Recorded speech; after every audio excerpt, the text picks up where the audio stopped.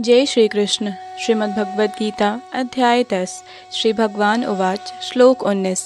हन्ता ते कथिष्यामि दिव्यह्यात्म विभूतया प्रधानतया कुरु श्रेष्ठा नास्तयन्तो विस्तरस्यामि। श्री भगवान ने कहा, हाँ, अब मैं तुमसे अपने मुख्य वैभव युक्त रूप का वर्णन करूँगा, क्योंकि हे अर्जुन, मेरा ऐश्वर्य असीम है। तात्पर्य: कृष्ण की महानता तथा उनके ऐश्वर्य को समझ पाना संभव नहीं है। जीव की इंद्रियां सीमित हैं, अतः उनसे कृष्ण के कार्यकलापों की समग्रता को समझ पाना संभव नहीं है। तो भी भक्तजन कृष्ण को जानने का प्रयास करते हैं, किंतु यह मानकर नहीं कि वे किसी विशेष समय में या जीवन अवस्था में उन्हें पूरी तरह समझ सकेंगे, बल्कि कृष्ण के वृत्तांत इतने आस्वाद्य हैं कि भक्तों को अमृत तुल्य प्रतीत होते हैं।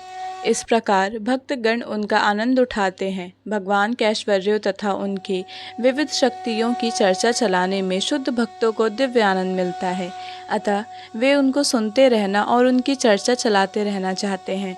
कृष्ण जानते हैं कि जीव उनके ऐश्वर्य के विस्तार को नहीं समझ सकते, फलतः वे अपनी विभिन्न शक्तियों के प्रमुख स्वरूपों का ही वर्णन करने के लिए राजी होते हैं।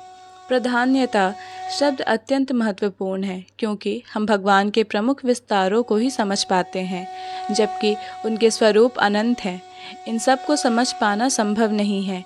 इस श्लोक में प्रयुक्त विभूति शब्द उन ऐश्वर्यों का सूचक है जिनके द्वारा भगवान सारे विश्व का नियंत्रण करते हैं। अमर कोश में विभूति का अर्थ विलक्षण ऐश्वर्य है।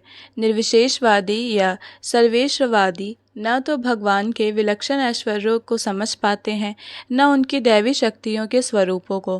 भौतिक जगत में तथा वैकुंठ लोक में उनकी शक्तियाँ अनेक रूपों में फैली हुई है। अब कृष्ण उन रूपों को बताने जा रहे हैं जो सामान्य व्यक्ति प्रत्यक्ष रूप से देख सकता है।